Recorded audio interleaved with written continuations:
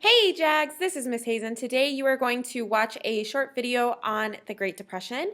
This video is separated into three parts. Part 1 is on the economy, Part 2 is on the Dust Bowl, and Part 3 is on the impact on California. We are studying this video in order to learn more about John Steinbeck, who wrote the novel that we are going to read next, which is Of Mice and Men. So make sure you're following along with your guided notes, and here we go. Don't have a copy of your guided notes? You can download them right now by following this link.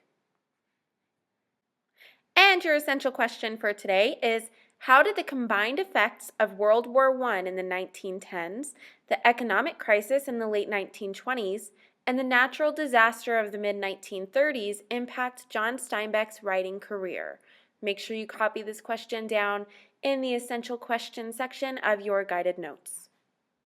Now, in order to understand exactly what was happening in the 1930s during the Great Depression, you must first understand what caused the Great Depression, or what we think may have caused the Great Depression. And it's not what you'd expect. So I'm going to allow John Green to give you a crash course in the economic side of the Depression. Hi, I'm John Green. This is Crash Course U.S. History, and Herbert Hoover's here, which is never a good sign. Today we're going to return to two of my favorite topics, economics and inaccurate naming conventions. That's right, we're going to be talking about the Great Depression, which was only great if you enjoy, like, being a hobo or selling pencils. Now, some of you might get a bit frustrated today because there's no real consensus about the Great Depression, and simple declarative statements about it really say much more about you than they do about history. Why are you looking at me, Mr. Green? I didn't say anything. I thought it. Because me from the past, you always want things to fit into this simplistic narrative. She loves me not. The Great Depression was caused by X, or it was caused by Y. It's complicated. Many people tell you that the Great Depression started with the stock market crash in October 1929,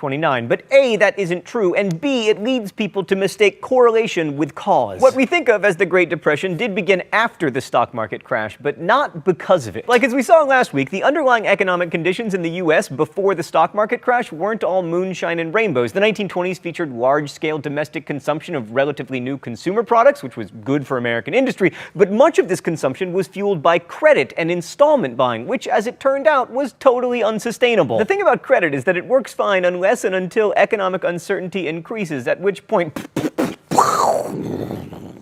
that's a technical historian term, by the way. Meanwhile, the agricultural sector suffered throughout the 1920s, and farm prices kept dropping for two reasons. First, American farms had expanded enormously during World War I to provide food for all those soldiers, and second, the expansion led many farmers to mechanize their operations. As you'll know if you've ever bought a tractor, that mechanization was expensive, and so many farmers went into debt to finance their expansion, and then a combination of overproduction and low prices meant that often their farms were foreclosed upon. And other signs of economic weakness appeared throughout the decade. Like by 1925, the growth of car manufacturing slowed, along with residential construction. And worst of all was what noted left-wing radical Herbert Hoover labeled an orgy of mad speculation in the stock markets that began in 1927. By the way, I'm kidding about him being a left-wing radical. You just look at him. According to historian David Kennedy, by 1929, commercial bankers were in the unusual position of loaning more money for stock market and real estate investments than for commercial ventures. I wonder if we would ever find ourselves in that position again. Oh, right, we did in 2008. Anyway, it's tempting to see the stock market crash as the cause of the Depression, possibly because it turns American economic history into morality play. But the truth is that the stock market crash and the Depression were not the same thing. A lot of rich people lost money in the market, but what made the Great Depression was massive unemployment and accompanying hardship. And this didn't actually begin until like 1930 or 1931. The end of 1929 was actually okay, unless you were a farmer or a stockbroker, obviously. So what did actually cause the Depression? Well, that's a big question, and it's one that economists have struggled with ever since. They want to find out so they can keep it from ever happening again. No pressure, economists. Only 3% of Americans actually owned stock, and the markets recovered a lot of their value by 1930, although they did then go down again because, there was a depression on. And even though big banks and corporations were buying a lot of stock, much of it was with borrowed money, known as margin buying, and all of that still was not nearly a big enough iceberg to sink the world's economy. But if I had to name a single cause of the Great Depression, it might be America's weak banking system. welcome. All right, let's go to the thought bubble. Although the Federal Reserve System had been created in 1913, the vast majority of America's banks were small, individual institutions that had to rely on their own resources. When there was a panic and depositors rushed to take money out of the bank, like they do in the obscure art house movie Mary Poppins, the bank went under if it didn't have enough money on reserve. So in 1930, a wave of bank failures began in Louisville that then spread to Indiana, Illinois, Missouri, and eventually Arkansas and North Carolina. As depositors lined up to take their money out before the banks went belly up, banks called in loans and sold assets. Ultimately, this meant that credit froze up, which was what really destroyed the economy. A frozen credit system meant that less money was in circulation, and that led to deflation. Now, you're probably thinking, big deal, deflation can't be as bad as inflation, right? No, deflation is much worse, as anyone who has ever slept on an air mattress knows. When prices drop, businesses cut costs, mainly by laying off workers. These workers then can't buy anything, so inventories continue to build up and prices drop further. Banks weren't lending money, so employers couldn't borrow it to make payroll to pay their workers, and more businesses went bankrupt, leaving more and more workers unable to purchase the goods and services that would keep the businesses open. So if we have to lay the blame for the Great Depression on someone, we can blame the banks, which isn't completely wrong, and it gives us a chance to shake our fists at Andrew Jackson, whose distrust of central banking got us into this mess in the first place. That's probably too simple, but the Federal Reserve does deserve a good chunk of the blame for not rescuing the banks and not infusing money into the economy to combat this deflationary cycle. Thanks, Thought Bubble. So economics fans out there might be saying, why didn't the Hoover administration engage in some good old-fashioned Keynesian pump priming? The thinking there is that if governments do large-scale economic stimulus and a bunch of infrastructure projects, it can kind of create a bottom that stops the deflationary cycle. And that does often work, but unfortunately, the Hoover administration did not have a TARDIS. John Maynard Keynes' great work, The General Theory of Employment, Interest, and Money — he wasn't very good at titles — wasn't published until 1936, when the Depression was well underway. So what did Hoover do? Not enough. It's important to remember that the American government is not just the president. Hoover couldn't always get Congress to do what he wanted, but his political ineptitude was not particularly surprising because the first elected office that he ever held in his life was President of the United States. By the end of 1931, 2,294 American banks had failed, double the number that had gone under in 1930. All right, so the economy is a disaster, and now 1 in 3 people are out of work. To make matters worse, the Midwest is about to experience one of the biggest environmental catastrophes, and that is the Dust Bowl. Every moving thing lifted the dust into the air. A walking man lifted a thin layer as high as his waist. An automobile boiled a cloud behind it. Dawn came, but no day. In the gray sky, a red sun appeared, a dim, red circle that gave a little light, like dusk. And as that day advanced, the dusk slipped back towards darkness. John Steinbeck's novel told a remarkable story about the intolerance that comes from economic hardship, and it held up a mirror to America's shameful abuse and neglect of its own people. Old dust storm, kill my baby, but it can't kill me, Lord, and it can't kill me. That old dust storm will kill my family, but it can't kill me, Lord, and it can't kill me. The Dust Bowl was the worst environmental disaster in this part of the United States. It occurred in the mid-1930s when farming conditions from the years before that, when prices were so good during World War I and afterwards, caused a lot of farmers to put a lot more of this kind of land into production that was mainly just for buffalo grazing or cattle grazing before that, causing all that land to be blown up during the height of the drought. There wasn't enough cover to hold down that soil. The dust came rolling in across the fields, and it was black, and I was in school. I don't remember if my father came and got me after that or not, but I do remember that cloud that was so distinct, so scary. People in Oklahoma still remember the devastation of the Dust Bowl, and this year, farmers are experiencing the worst drought since the 1930s. I remember my grandparents talking some and telling some stories about the drought and about the Dust Bowl. The Depression, was in the late 20s, and then just a few years following, severe drought. And so it was sort of one extreme hard time followed by another. But some of your friends and maybe even neighbors around this area are going to suffer badly out there this summer. That's correct. We could see similar numbers that are forced, to find other source of income similar to what was experienced in the 30s. But it wasn't just dust that drove the farmers out. Mechanization was changing farming practices, and small holdings were becoming uneconomical. A lot of farmers started buying a lot more equipment. That started racking them up in debt even more. And they kind of kept digging themselves deeper and deeper into debt. And then we get the economic depression and the bad climates for bad crops, and they had to, their notes went belly up. So everything's dark, everything's covered in dust, nobody has work, there's no food, people are miserable and getting very, very sick because they're inhaling all of this dust. So now it's time to move on to a better place. And what sounds better than California? This is the small town of Needles on the Colorado River, the border crossing from Arizona into California. In 1936, the Los Angeles Police Department sent officers to close the borders to migrant workers without jobs. They were effectively criminalizing fellow Americans, simply for being out of work and foreign to the state of California. The migrant situation was becoming so serious that California was cutting its links to the rest of the United States. So these were cops who stood at the border and literally turned people away. If they were coming across into California looking for work, they said, there are no jobs here, go home.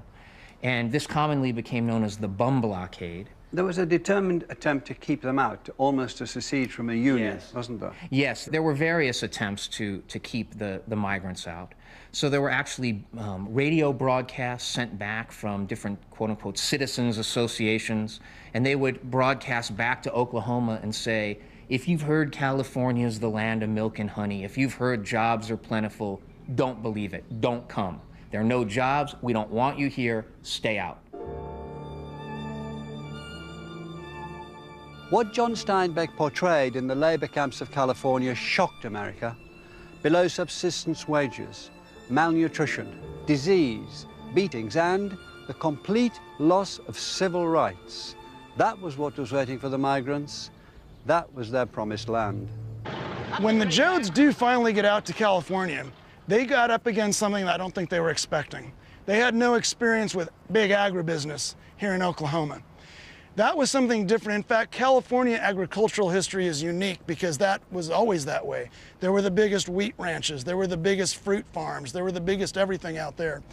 And they were owned by larger people who really had a lot of money to invest. And therefore they could exploit labor. Steinbeck's understanding of the developing crisis in California had been gradual. He was a native of California and had a privileged upbringing. But he couldn't avoid the violent unrest which shook the state in the 1930s and was leading to political extremism and mob rule.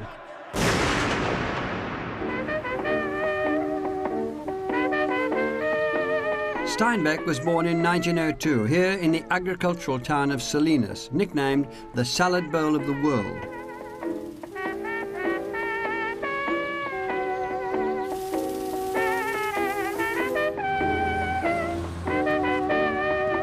He grew up in a middle-class household, and from an early age, he knew that he wanted to be a writer. They read aloud to one another, and they had fierce debates about ideas over the dinner table. They would talk about ideas. So it was a kind of literary, not intellectually pretentious, but certainly curious family. Did he start writing quite young? He said later that he wanted to be a writer since he was 14. And so he said, this is all I want to do, is write. And the amazing thing about Steinbeck is having made that decision, he simply worked at it relentlessly all of his life. From age 14 until he died at age 66, he wrote every day. He wrote letters, he wrote journals to kind of warm up, and then he would write for, 3 or 4, 5 hours a day. Steinbeck came into contact with itinerant field labourers from an early age while doing vacation work at a local sugar beet factory. His sympathy for these marginal figures was shown in one of his most famous novels, Of Mice and Men, which follows the fortunes of two itinerant fruit tramps, Lenny and George. George describes their solitary life as follows. Guys like us, they work in ranches, are the loneliest guys in the world. They got no family. They don't belong no place. They come to a ranch and work up a stake, and then they go into town and blow their stake, and first thing you know, they're pounding their tail at some other ranch. You ain't got nothing to look ahead to.